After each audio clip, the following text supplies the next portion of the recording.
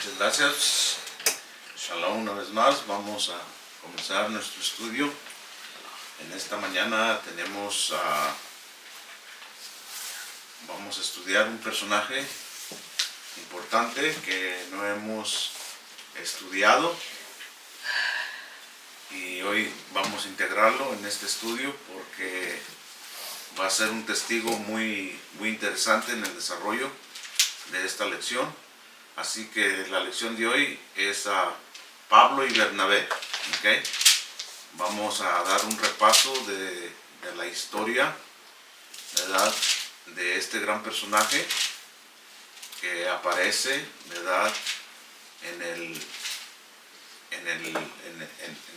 el libro de los Hechos y que fue un gran elemento en el desarrollo del ministerio de Pablo, y él nos va a aclarar muchas cosas, ¿verdad?, que después, ¿verdad?, se gestaron. El primero que vamos a mirar aquí es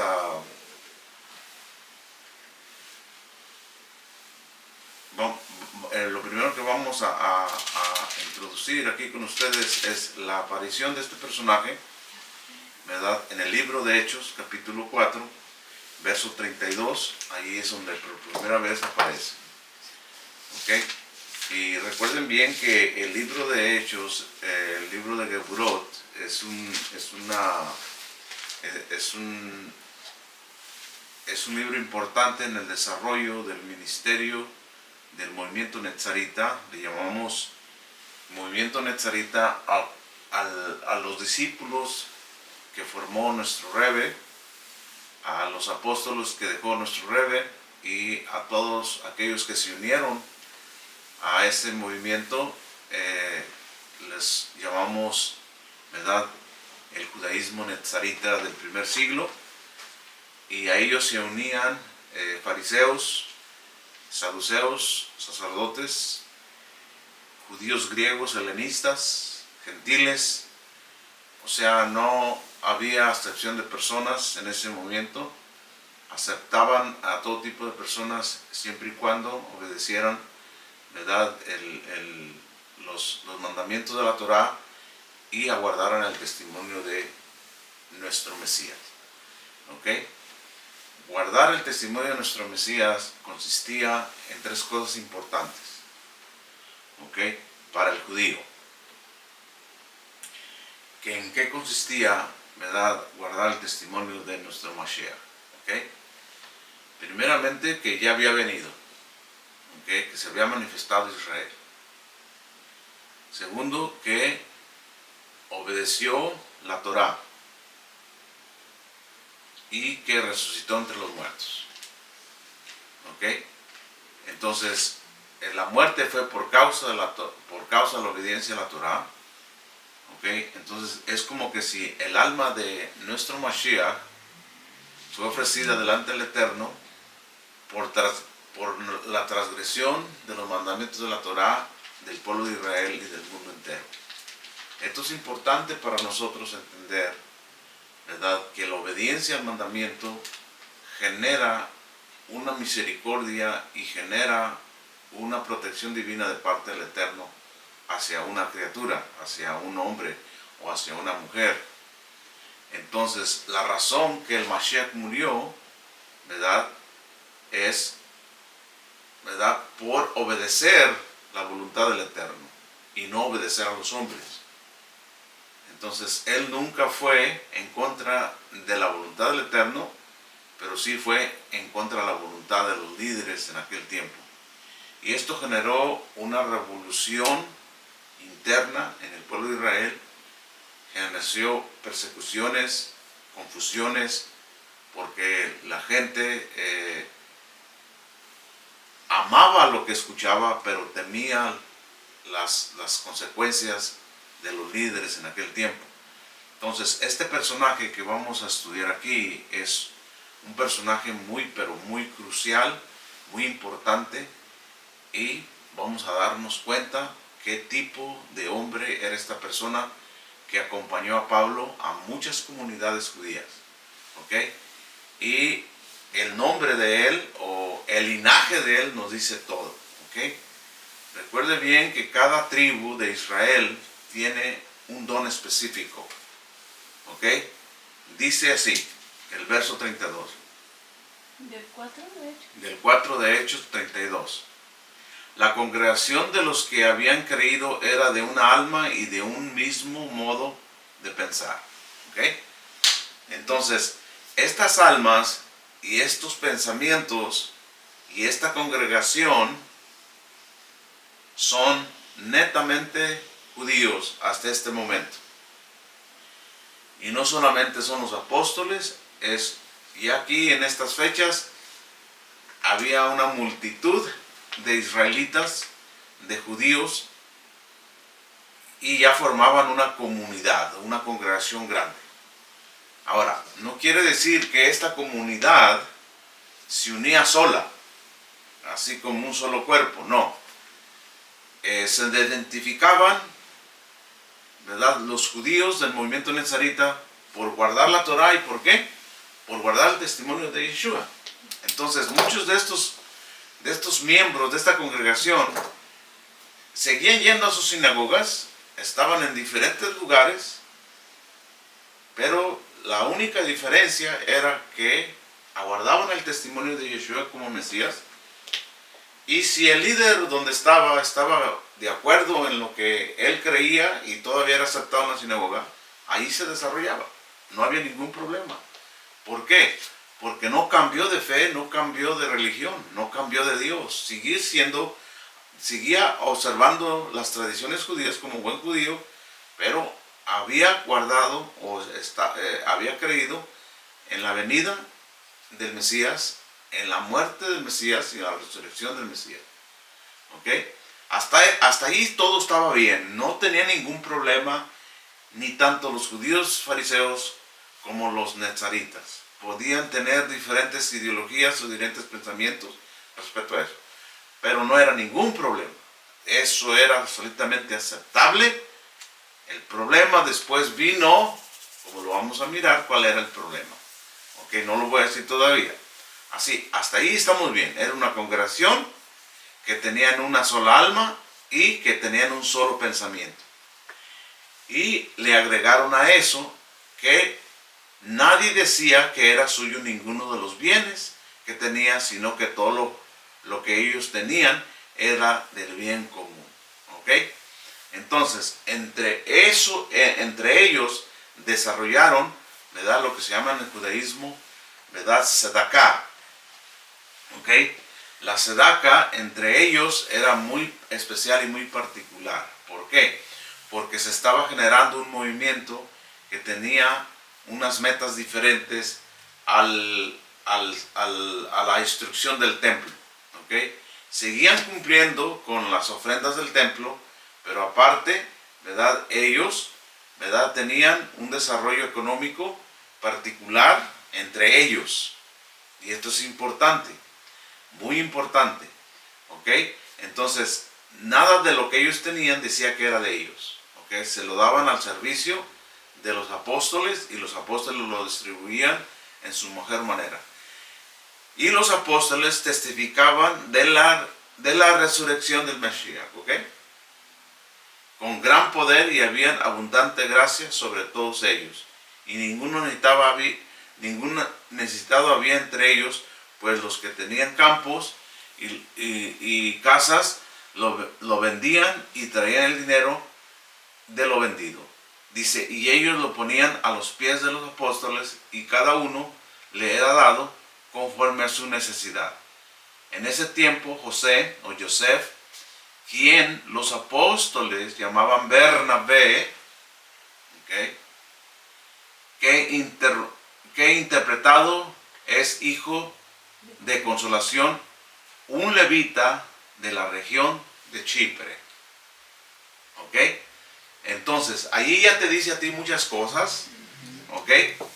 Que este no era cualquier persona. ¿Ok? Que era un hombre importante y que era del linaje de Aarón. O era del linaje de Leví. Y sabemos bien, por testimonio y por tradición, que hasta el día de hoy se mantiene un sumo respeto a ascendencia levítica. ¿Ok? Porque la descendencia levítica fue la que fue diseñada para ser, ¿verdad?, sacerdotes del Dios Altísimo. Entonces, donde quiera que se presente un levita, las prioridades son para él. Esto no cambió tampoco en el movimiento netzarita. ¿Por qué? Porque Aarón es bienvenido en el mundo mesiánico. O sea, en la era mesiánica es un aliado del sacerdocio del orden Melquisedec. Como miramos nosotros, fue introducido, ¿verdad?, un nuevo sacerdocio. Y esto no quiere decir que ya Leví no tiene que ayudar en el reino. Todo lo contrario. Tienen ese don, tienen esa gracia que el Eterno les dio de atraer personas. Es por eso que Pablo no es levita, pero se alió con un levita, dando testimonio a Hashem que no había abandonado del todo a Aarón al cambiar de sacerdocio. Y esto es importante. Tal vez para una iglesia moderna como hoy no es importante, pero para ese tiempo era muy importante, porque todos los elementos y todas las bendiciones de los 12 hijos de Israel, el Mashiach se preocupó que estuvieran presentes en la redención. Y aquí aparece un levita, ¿verdad?, que vivía en Chipre, poseía un campo y lo vendió y trajo el dinero y lo puso a los pies de los apóstoles. Entonces, este Bernabé no es cristiano, es un judío, y es levita y es piadoso, y fue un elemento muy, pero muy importante en todo este desarrollo.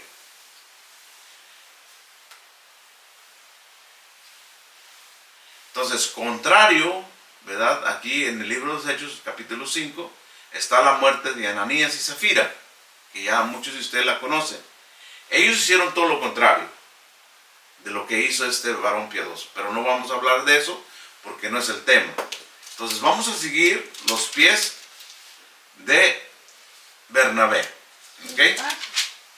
Los pasos de Bernabé.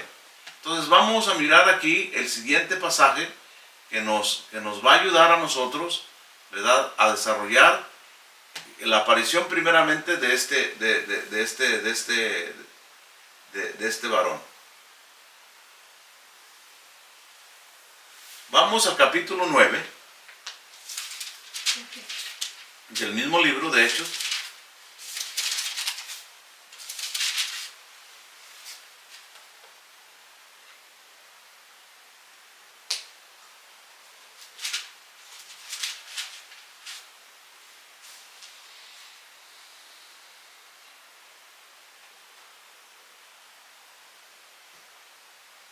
¿Ok? Entonces vamos a mirar aquí algo interesante. ¿Ok?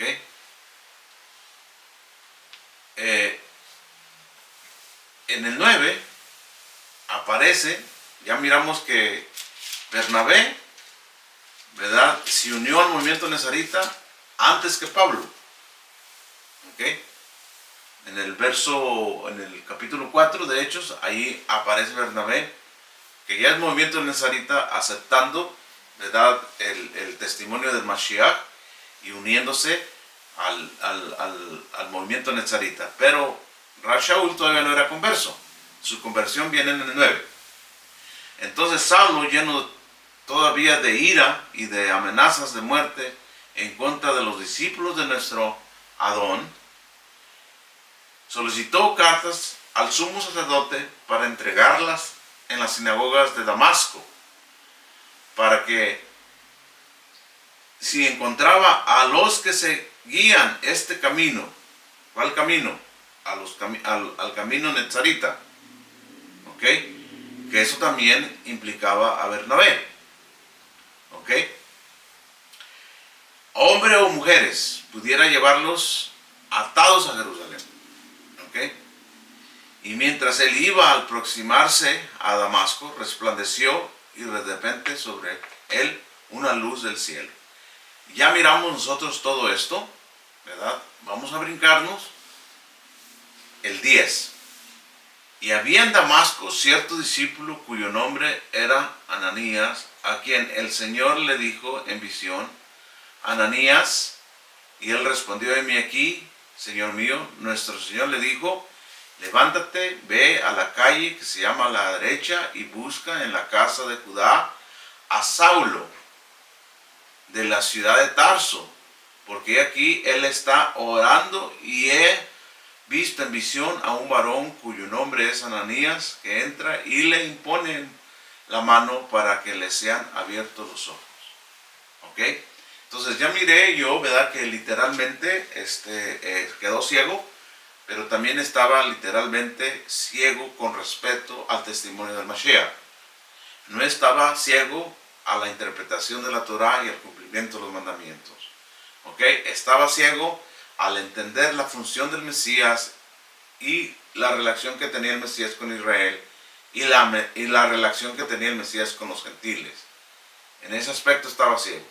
Este discípulo, Ananías, fue el elemento que usó el Eterno para que le transmitiera el conocimiento de la revelación del testimonio del Mesías y darle también su vista física. Pero la vista espiritual es la que se preocupaba el Eterno que se le abriese. Entonces aquí ocurrieron dos milagros: le volvió la vida física y también le volvió la vista espiritual. La vista física que perdió por la rebelión, ¿verdad? Y cuando Ananías, ¿verdad?, le contesta a esa voz del cielo que él era, ¿verdad?, el que perseguía a los santos en Jerusalén y que también había llegado a Damasco, ¿verdad?, a aprenderlos a todos aquellos que invocan el nombre del testimonio de Mashiach. Entonces, aceptar al Mashiach en el fariseísmo se considera una traición, pero no para Dios, sino para los propósitos de los saduceos y de los fariseos. ¿Ok? No hay que mirar esta reacción como un cambio de religión o como un atento en contra de la ley de Moisés. Aquí no tiene que ver nada el judaísmo ni el testimonio de la Torah. Tiene que ver con el movimiento errado del fariseísmo de seguir por el camino equivocado, de no aceptar la venida del Mesías ni la resurrección del Mesías. Aceptaban su muerte porque ellos mismos lo sentenciaron a muerte, pero negaron su resurrección, y eso causó más confusión y eso causó más ira de parte del Eterno en contra de ellos. Entonces sigue diciendo el 15: el Señor dijo: levántate y ve, porque Él me es instrumento elegido. Ahora bien, específicamente la voz le dice: para llevar mi nombre a los gentiles, a los reyes entre los hijos de Israel, porque yo le mostraré cuánto habrá de padecer por causa de mi nombre. ¿Ok?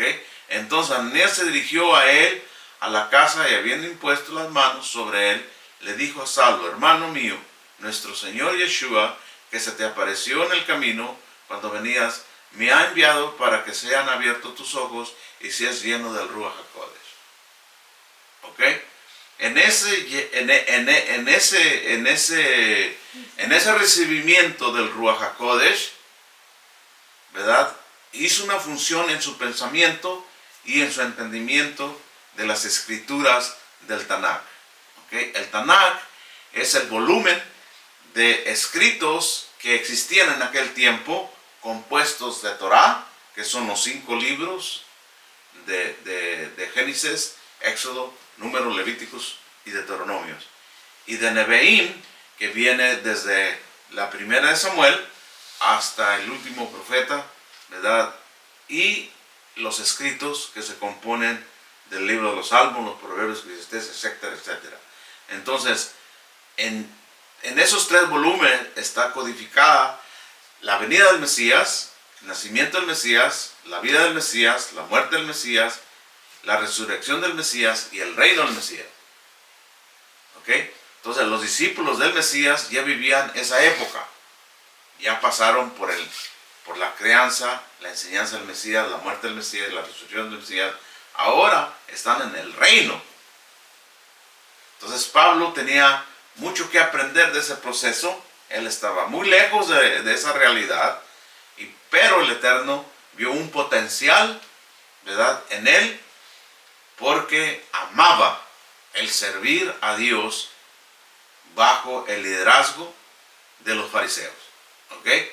Entonces Saulo, y en ese mismo momento cayeron de sus ojos algo parecido a escamas, y los ojos fueron abiertos, y levantándose fue sumergido en agua. Recibió alimento y se fortaleció, y permaneció algunos días con los discípulos que había en Damasco. Bueno, vamos a seguir. Y de inmediato empezó a predicar en las sinagogas de los judíos respecto a Yeshua, que él era el hijo de Hashem. No predicó un cristianismo, no predicó otra religión. ¿Qué es lo que predicó? Que Yeshua era Ben Elohim, que Yeshua era el Hijo de Dios. ¿A quién le predicó esto? ¿A los gentiles o a los judíos? A los judíos, en ese tiempo, en ese orden, fíjese bien. Y de inmediato empezó a predicar en las sinagogas. Pablo no fue a las sinagogas a debatir o a convencer que el judaísmo ya había acabado o que la ley de Moisés ya no tenía ningún valor. No, no fue eso él, para nada. Y dijo, y todos los que le escuchaban estaban sorprendidos y decían, ¿no es este aquel que persigue o perseguía en Jerusalén a todos los que invocaban ese nombre? O sea, el problema entre judío y judío era el testimonio de Yeshua. Unos lo creían, otros no lo creían. Y los que querían creer, pero eran amenazados por los fariseos, ¿verdad? Está difícil esa situación allí. Por ejemplo, en el libro de Gálatas vamos a encontrar nosotros a 3 tipos de personas. ¿Ok? Primero, son los mutiladores del cuerpo. Y esos mutiladores del cuerpo son los que no respetaron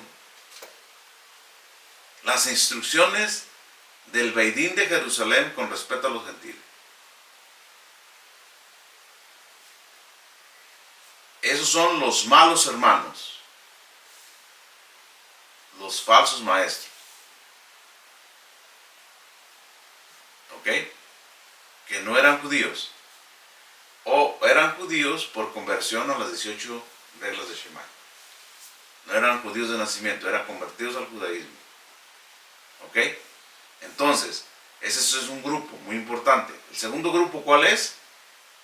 El segundo grupo era el que estaba regresando a los ídolos. Y el tercer grupo fueron los que se mantuvieron firmes en las enseñanzas de Pablo y son los que denunciaron este problema que estaba pasando entre ellos. Entonces, en una comunidad, esta tendencia siempre sucede. En cualquier religión. En cualquier religión, en cualquier iglesia que hay estas 3 cosas de persona. Los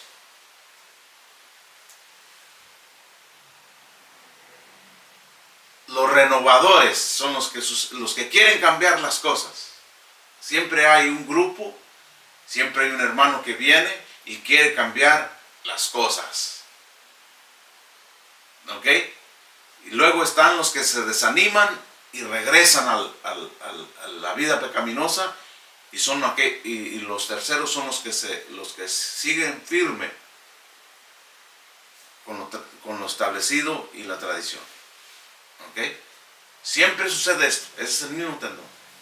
Siempre en estas iglesias va a haber estos tres grupos: los que están de desacuerdo, los que están en duda y los que no están de desacuerdo. Todo el tiempo sucede lo mismo. En estas escenas es lo mismo también. Tenemos aquí, ¿verdad?, gente revoltosa, ¿verdad? Y ahí tenemos gente que se desanima y gente que se mantiene firme. En todas las generaciones es lo mismo. Y todos los que escuchaban estaban sorprendidos y decían: ¿no es este aquel que perseguía en Jerusalén a todos los que invocaban el nombre?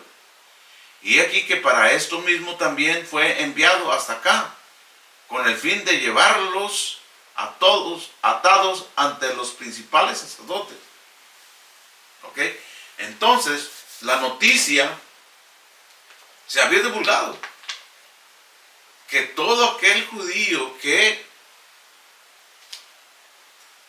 hablara de Yeshua como el Mesías iba a ser encarcelado. Y aquí Damasco ya está un poquito lejos de Jerusalén, y ya había llegado la noticia allí. Esta persona que está dando este testimonio ya sabía bien de lo que Pablo había venido a hacer. Ahora, de una repente lo mira a él diciendo todo lo contrario.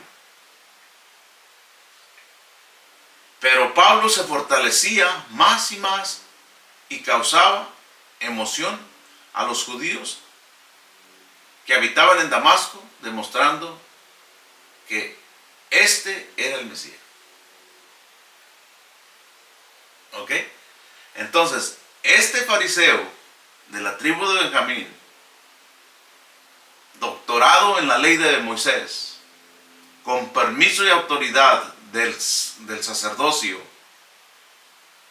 ahora le está predicando a sus propios hermanos que Yeshua era Ben Elohim y que era el Mesías.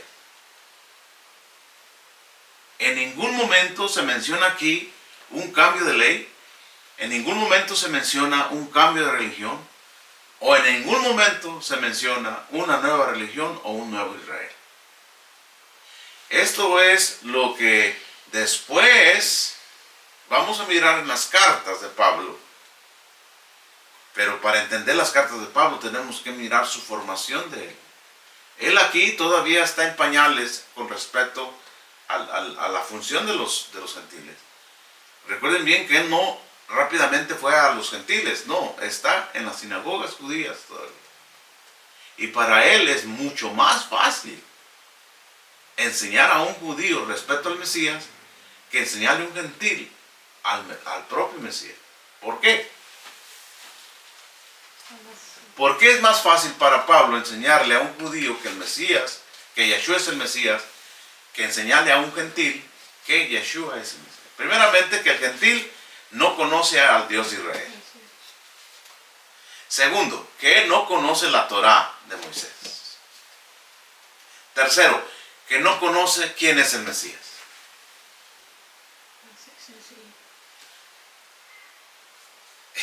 Y esta es una joya que estamos teniendo aquí en nuestros propios ojos. Después de cuántos años de leer la Biblia, ahora entendemos esto tan fácil. ¿Por qué es fácil ahora? Porque acepta la realidad de la herencia de las raíces hebreas. Y cuando tú aceptas la herencia de las raíces hebreas, todo cae en su lugar. Pero cuando pones resistencia, buscas contradecir esta verdad con tus propias creencias que te enseñaron, helenizadas y romanizadas. Y quieres encontrar una contradicción en lo que se está hablando de la verdad. Y eso no te permite. Estás como Pablo en Damasco, ciego. Necesita que el Espíritu de Hashem te quite esas escamas de teología cristiana, de teología romana, de teología helenista, para que mides tu herencia entre los santos que son hebreos. Entonces sigue diciendo, después de haber estado allí muchos días, los judíos hicieron complot contra él para darle muerte. Ahora, esta muerte o esta causa por darle muerte era porque había cambiado de religión, porque predicaba en contra de la circuncisión, porque predicaba en contra del Shabbat, porque predicaba en contra de guardar los días, en contra de ahora pueden comer todo, comer animales inmundos, porque ahora ya no es la ley de Moisés. No, nada de eso era el problema. ¿Cuál era el problema? El problema, ¿por qué tenían tanto odio? Porque ahora ellos, como en un tiempo Pablo pensaba que estaban mal, ahora ellos actuaban como Pablo al principio, que no querían que siguieran enseñando el nombre del Mesías, Yeshua. Ese era el problema, no era otro. Aquí no hay problemas de doctrina, no hay problemas de religión. Aquí hay problemas de ideologías respecto a la era mesiánica. Y este es un gran problema que enfrentaron. El Mesías también lo enfrentó en su tiempo con los líderes. Y hay una gran diferencia entre el Mesías. El Mesías no anduvo discutiendo con la gente en las sinagogas. Él llegaba y enseñaba. Su afrontamiento con aclarar la verdad de la Torá fue con los líderes sacerdotes. Con ellos sí dialogaba abiertamente con respecto a temas importantes del reino de Dios.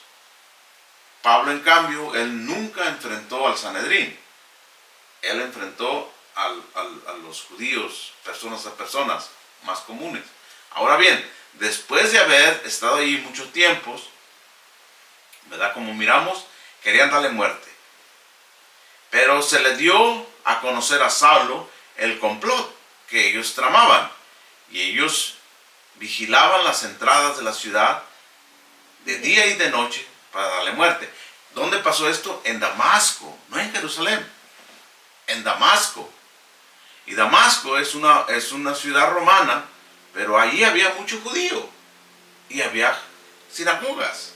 Como ya miramos que en los tiempos del primer siglo había sinagogas por todo el imperio romano. Y se dirigió a Jerusalén. Y deseaba juntarse con los discípulos.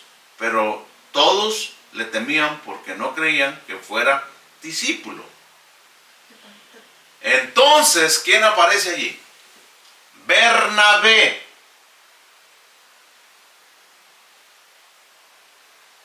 Entonces, Bernabé, ¿dónde apareció Bernabé? En el capítulo 4. ¿Y qué es lo que hizo Bernabé?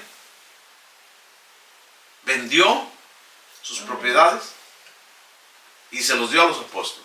Este mismo Bernabé, que dio todo por el servicio del movimiento nezarita, ahora, entonces Bernabé lo tomó y lo trajo ante los apóstoles y les narró cómo Saulo había visto al Señor en el camino y cómo había hablado con él. También les narró la manera en que Saulo había hablado audazmente en el nombre de Yeshua en Damasco. ¿Ah? Ese Bernabé es gentil, es un hermano cristiano, ¿verdad que no es cristiano? Bernabé no tiene nada de cristiano. Es un levita que defiende el honor de Dios y defiende la función del Mesías. Porque la función del Mesías en el judaísmo es importante, es la columna vertebral de su existencia. No puede existir Israel sin el Mesías. Y no puede existir el Mesías sin Israel. Así lo decretó Dios. Así se lo prometió a Abraham. En tu simiente serán benditas todas las naciones. Entonces, y entraba y salía con ellos en Jerusalén. Entonces, ¿quién fue el que introdujo para que lo aceptaran los apóstoles a Pablo? Bernabé. Y hablando audazmente en el nombre de Yeshua y conteniendo con los judíos que entendían el griego,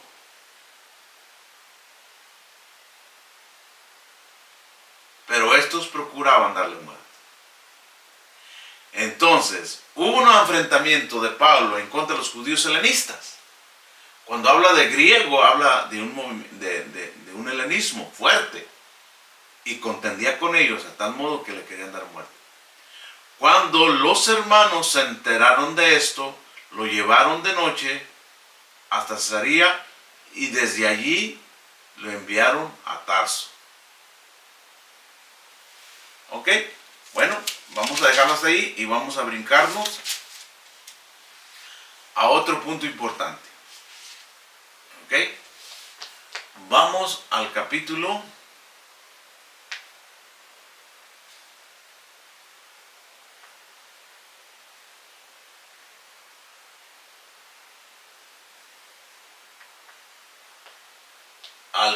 11 ¿De este mismo libro? de ese mismo libro.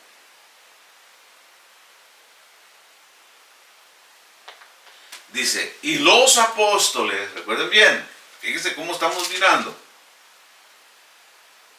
¿Ok?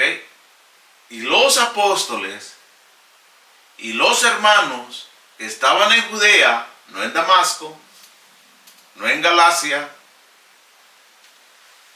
se enteraron de que los gentiles también habían recibido la palabra de Dios.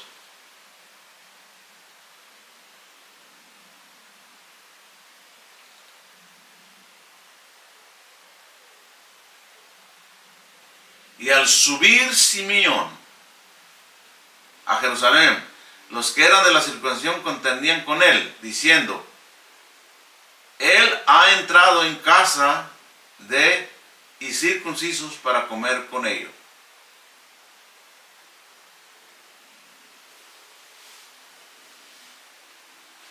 Esto es importante.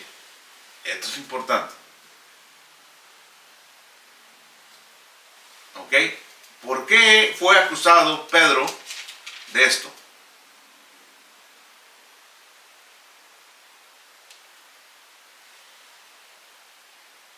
¿Por qué fue acusado Pablo de esto? Para que miren lo que Dios está haciendo y lo que el pensamiento humano, siendo influenciado por una ideología farisea que es opuesta al plan divino de Dios, como sucede en todas las religiones, la voluntad de Dios siempre tiene que prevalecer, pero a veces el liderazgo de una religión es la que impone las reglas. ¿Ok? Fíjense bien lo que pasa en el capítulo 10. Ahí está la respuesta. Ahí es por qué este hombre es acusado falsamente. ¿En el capítulo 10? Verso 1. Esa es la causa. Habiendo entonces en Cesarea cierto varón cuyo nombre era Cornelio, centurión de regimiento llamado los italianos, varón recto que tenía temor a Dios con toda su familia y que hacía muchas buenas obras al pueblo, siempre buscaba de Dios. ¿Okay? Entonces, este no era un, ¿verdad?, soldado romano común. Era un temeroso de Dios. En el libro de Hechos y en las cartas de Pablo, cuando se habla temerosos, son una referencia a los gentiles. ¿Ok? Así les decían a ellos por respeto. Porque era una gracia que un extranjero creyera en el Dios de Israel. Pero él había ganado el favor de Dios porque protegía mucho a los judíos de las decisiones tan crueles de Roma en contra de ellos. ¿Okay? Entonces los judíos en su ciudad lo respetaban y lo admiraban mucho porque hacía mucho por ellos. Pero fíjense en lo que pasó. Varón recto que temía y temor a Dios con toda su familia y que hacía muchas buenas obras al pueblo y siempre buscaba a Dios. ¿Okay? A las 3 de la tarde, vio claramente en una visión a un ángel de Dios que entraba donde él estaba y le dijo con él. ¿Okay? ¿Por qué a las 3 de la tarde? porque es la hora donde se hacía la oración de Minjá. Recuerden bien que en ese tiempo se hacían 3 oraciones al día. La de Shaharit, la de Minjá y la de Arvit. ¿Ok? Que es la oración de la mañana, que se llama Shaharit, la oración de la tarde, que se llama Minjá, y la oración de la noche, que se llama Arvit. ¿Ok? Entonces, él como conocedor de las tradiciones judías, también solía orar a las 3 de la tarde, y a esa misma hora, qué privilegio, el Eterno le reveló algo tan grandioso. Fue el primer temeroso, el primer gentil que se registra en el libro de los Hechos, que se convirtió al movimiento netzarita. Ahora, no sabemos si este Cornelio hizo su conversión al judaísmo por la regla de las 18 reglas de Shammai. No sabemos, pero creo que no. ¿Ok? Creo que no. Creo que fue siempre temeroso sin hacer su conversión. O sea, la conversión era para hacerte judío, pero no era necesario. El judaísmo tampoco te obligaba a hacerte judío, porque era lo menos que quería. Pero seguías tú yendo a la sinagoga en el estatus de ser temeroso de Dios. Respetabas las leyes de Noé, que consistían en no idolatría, en no blasfemar el nombre sagrado, el no robar, el no adulterar, ¿verdad? Etcétera, etcétera. Y respetando la tradición de los judíos, eras bien aceptado en las sinagogas. Eras invitado a escuchar la Torá, las lecturas, y a participar, ¿verdad?, de muchas cosas. Esto no te obligaba a ti en una sinagoga a ser como judío, ni a disfrazarte como judío, ni a vivir como judío, sino que podías siendo gentil, pero ahora tienes un estatus nuevo que se llama temeroso de Dios, que eras conservador de las 7 leyes de Noé. Y él mirando con temor le dijo: ¿qué es, Señor mío? Entonces el ángel le dijo: tus oraciones y tus buenas obras han subido como memoria ante Dios. Así que manda varones ahora a la ciudad de Jope, y haz venir a Simón llamado Cefas o Kefas. Y aquí que él se aloja en casa de Simón, el curtidor, la cual está a la orilla del mar. Cuando el ángel hablaba con él, se fue, llamó 2 de sus servidores y a un soldado que estaba bajo sus órdenes y que tenía temor de Dios. Y habiéndoles narrado todo cuanto había visto, les mandó a Jope.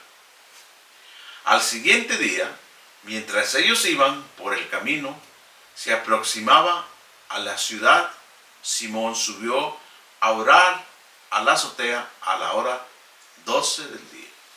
¿Ok? Entonces, y sintiendo hambre, deseaba comer, mientras le preparaba algo. Experimentó un éxtasis y vio el cielo abierto y algo atado de los 4 extremos, parecidos a un gran lienzo que baja del cielo a la tierra, en el que había toda clase de animales, cuadrúpedos, reptiles y aves del cielo.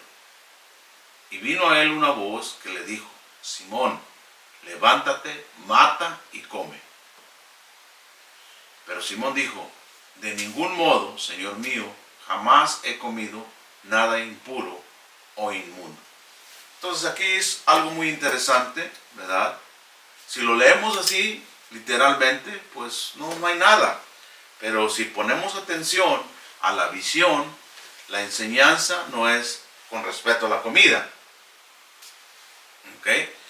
Simplemente que el Eterno está usando su necesidad física para aplicar una verdad bíblica, una profecía interesante. Recuerden bien que todas las naciones de la tierra se identifican con un tipo de animal inmundo. Israel no se identifica con un animal impuro. Se identifica con elementos sublimes y divinos. Se identifica con una menorá. Se ha identificado con el aceite, con los olivos. ¿Ok? Con el arca. Con la Magen David. La Magen David encierra el campamento de las 12 tribus de Israel. Si ustedes cuentan, son 12 picos que la componen. Y así forman, ¿verdad? Así forman, ¿verdad? Así formaba el campamento David. Colocaba a las 12 tribus. Y de la misma manera Moisés colocaba los campamentos para que si ¿estamos ahí una magia por aquí? ¿No miras una magia? ¿No tenemos una magia? Nada más para mostrarles dónde está el cuadro que estaba por ahí, que tenía una magia. Eso es importante, ¿ok? La magen, ¿verdad? La magen, que es la estrella de David, es un elemento muy interesante, ¿verdad? Que es usado modernamente como una identidad judía o israelita. Pero que si ustedes miran bien, ¿verdad? Esto es una interesante ideología. Si ustedes miran aquí bien, son las 12 tribus, ¿ok? Son las 12 tribus que están aquí. Entonces, en medio de aquí, de esto, allí quedaba el santuario, el tabernáculo, ¿ok? Entonces, esas 12 posesiones, ¿verdad?, que se encuentran aquí, estaban protegidas por el santuario. Entonces, esto es un elemento, ¿verdad?, compuesto proféticamente por el salmista David, ¿ok?, que dejó la identidad de la casa davídica. Entonces, aquí, en esta visión, el Eterno le muestra a los animales impuros que representan las naciones. Como en el libro de Daniel. El libro de Daniel está compuesto de leopardos, de osos, de bestias, de animales, porque son los imperios, son las naciones, todas las naciones, ¿verdad? La mayoría de las naciones se identifican con un animal. Por ejemplo, México se identifica con la serpiente.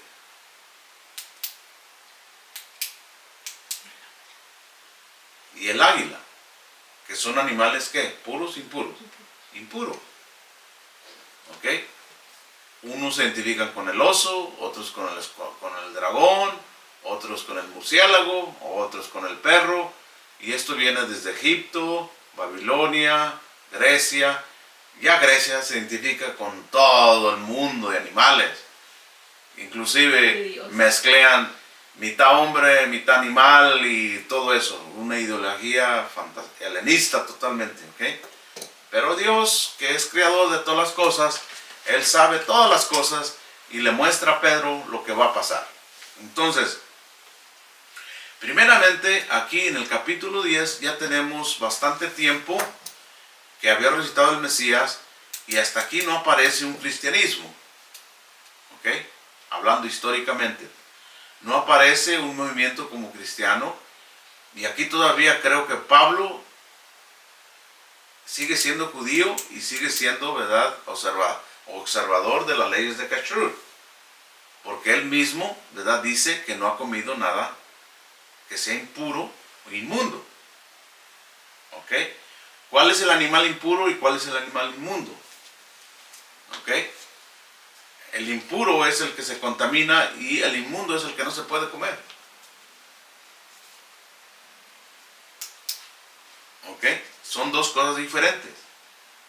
Un animal que no es puro, ¿verdad?, es el que se contamina. Y el animal que es inmundo es el que está prohibido comer. ¿Ok? Nuevamente la voz vino a él una segunda ocasión. Lo que Dios purificó, no lo tengas tú por impuro. ¿Ok? Entonces, aquí la respuesta del Eterno no está diciendo que los alimentos los ha purificado Dios. Los alimentos no tienen que ver nada con la muerte y resurrección del Mesías, pero sí tienen que ver con las naciones. ¿Qué parte de las naciones el Eterno purificó? ¿Ok? Ahora el Eterno quita la restricción recuerden bien que este divorcio de Dios y las naciones vino desde la rebelión de la generación de Noé. Y después vino con la rebelión, definitivamente, de la Torre de Babel. Allí el Eterno en la Torre de Babel se divorcia de las naciones, por así decirlo, y se concentra en un solo linaje. ¿Ok? Desde la destrucción de la Torre de Babel, que los confundió y ahora su identidad sería como las bestias inmundas. ¿Ok? Cada nación siguió su camino y formó su imperio, siempre enojados y siempre peleando en contra de lo bueno de Dios.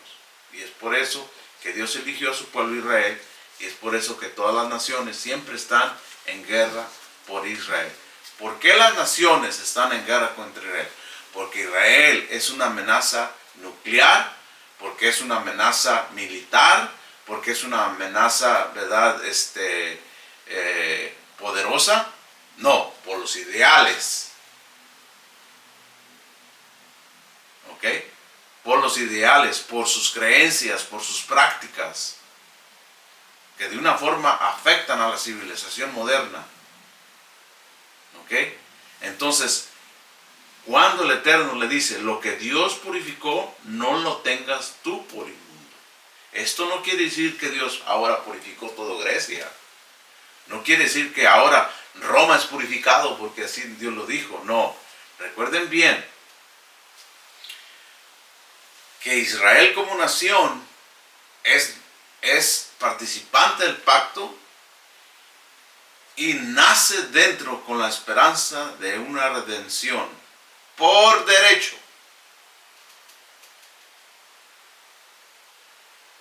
Pero el hecho de que sea por derecho no tiene que, no es fácil. O sea, no, ellos tienen también el libre albedrío de rechazar esa herencia, como muchos lo han hecho. Pero cuando se trata de los gentiles, ellos no entran como nación. Entran individualmente. A eso se refiere. Que ahora Dios purificó el derecho de arrepentirse a cada una de las naciones y ser participante del reino del cielo. Así lo entendieron ellos. Porque así fue. Entonces, aquí la cosa no es que el Eterno le está mostrando a Pedro que ahora la ley de Moisés no sirve y que ahora pueden comer culebras, que pueden comer ratas, que pueden comer conejos, que pueden comer cerdo, que pueden comer camarones. No está diciendo eso. No se trata de comida esto. El Eterno está usando su necesidad física para revelarle una verdad profética. Y dice, y esto ocurrió 3 veces y enseguida el lienzo fue levantado del cielo. Dice, mientras Simón todavía estaba sorprendido dentro de sí, y lo viene la confirmación de lo que se estaba hablando. Aparece allí un gentil. Mientras Simón todavía estaba sorprendido dentro de sí, meditando qué significaba la visión que habían tenido, llegaron los hombres que Cornelio había mandado, y después de haber preguntado por la casa donde se hospedaba Simón, llegaron y se presentaron en la entrada del patio. Y llamaron y preguntaron, aquí se hospeda Simón, el que es llamado Kefas. Mientras Simón meditaba en la visión, el Espíritu le dijo, he aquí, te buscan 3 hombres. Levántate pues, desciende y ve con ellos sin vacilar, porque yo los he mandado. Entonces Simón descendiendo, a los hombres, les dijo: yo soy el que ustedes buscan. ¿Cuál es la causa por la que han venido? Ellos le dijeron: a un varón llamado Cornelio, centurión recto y temeroso de Dios, y de quien testifica todo el pueblo judío. Fíjense nada más lo que era esta persona. Se le ha dicho en visión, mediante un santo ángel, que mandara para llevar a casa para escuchar palabra tuya. Entonces Simón, haciéndolos entrar, los recibió donde se alojaba, y al siguiente día se levantó y fue con ellos, y le acompañaron algunos de los hermanos de Jope. Entonces ya el número era grande. Los testigos iban incrementados. De a dos lados, ¿ok? Esto es importante en las escrituras, ¿ok? Pablo no fue solo. Iban testigos de parte de él. Y Cornelio no estaba solo. Había testigos de su casa también. Entonces es como que si Israel y las naciones iban a tener un meeting. ¿Y quién está en el medio de los dos? Dios. Su plan divino. El Mesías. La salvación. El Evangelio. Si el Evangelio que tú predicas no une a las naciones, no es Evangelio. Así lo predicaron los apóstoles. No puede ser Evangelio. Porque el poder del Evangelio une a fariseos, une a saduceos, une a gentiles, une a nezaritas. ¿Qué dijo? ¿Qué dijimos cuando apareció Bernabé? Que todos tenían un alma y un solo pensamiento. Quiere decir que no había ninguna discusión con respecto al testimonio de Mashiach. No creaban fábulas y pensamientos equivocados. Todos se apegaron a la profecía y todos aceptaron eso. Que tenían diferentes ideas de ciertos asuntos, sí, claro, como seres humanos. El tener yo el mismo alma de mi esposa y el mismo pensar de mi esposa, no quiere decir que todo el tiempo nosotros vamos a acordar lo mismo. No, en lo importante de nuestro matrimonio estamos en acuerdo. ¿Qué es lo más importante? Pero ella puede pensar diferente de la carne, ella puede pensar diferente del clima, puede pensar diferente de todo lo demás. Como persona tiene libre albedrío de hacer lo que ella quiera. Pero lo que nos une, allí no tenemos que estar divididos. Porque ¿qué pasa con una casa dividida? Se cae. El Mesías hizo esta parábola muy tremenda. El hombre necio que edificó su casa en la arena. Entonces tú no puedes edificar en una religión, en una fe, ¿verdad? En cosas variantes, en puntos doctrinales, ¿verdad? Que no están bien encajados. Tienes que fundarlo en la Torah, tienes que fundarlo en el fundamento de Dios. Entonces aquí va la cosa muy importante. ¿A qué tiempo tenemos? Deje ver. Si no, dejamos una segunda parte, ¿verdad? Ya vamos sobre la hora. Entonces vamos nada más aquí a terminar la lectura para agarrarla de nuevo para la otra semana, porque queremos conocer a este hombre Bernabé. 25. 25. No, entonces 24. 24 o 25.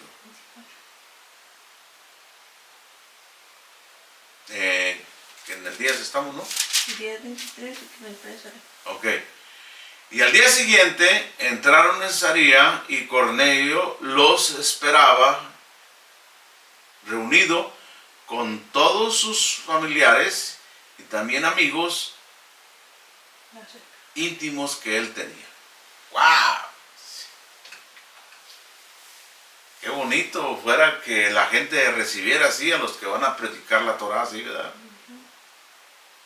Todo lo contrario, andas buscándolos, andas llamándolos y no, nadie quiere. ¿Qué disposición tan bonita tenía Cornelio de escuchar esto? Entonces, y cuando Simón entraba, Cornelio salió a su encuentro y postrándose, adoró ante sus pies. Entonces, aquí es algo importante, ¿ok? Aquí hay cosas importantes. Después vamos a aprender este término adorar, ¿ok? El término adorar no es, ¿verdad?, no es un sinónimo de adoración a una persona como lo creemos nosotros, ¿ok? Sino es un servicio, es un respeto hacia una persona. No es que Cornelio está adorando a Pablo, a Pedro, sino que era una forma antigua de reverenciar y respetar a una persona.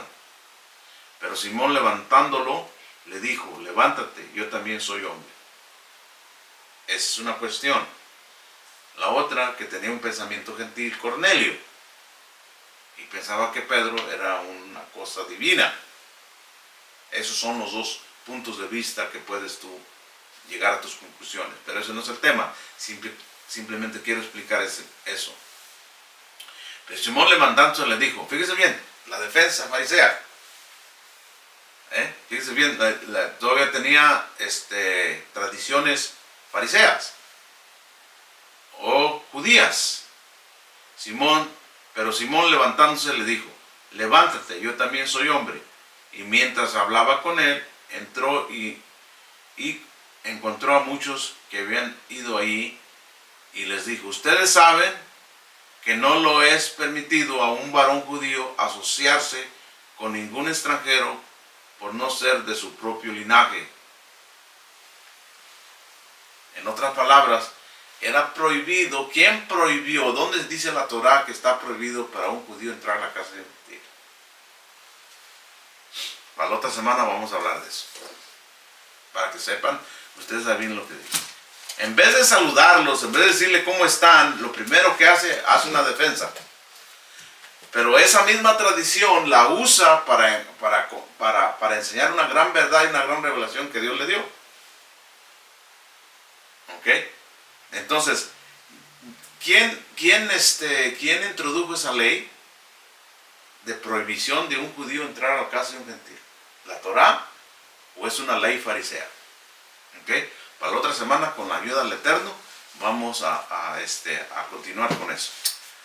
Aquí vamos a dejar la clase y vamos a concluir esta lección.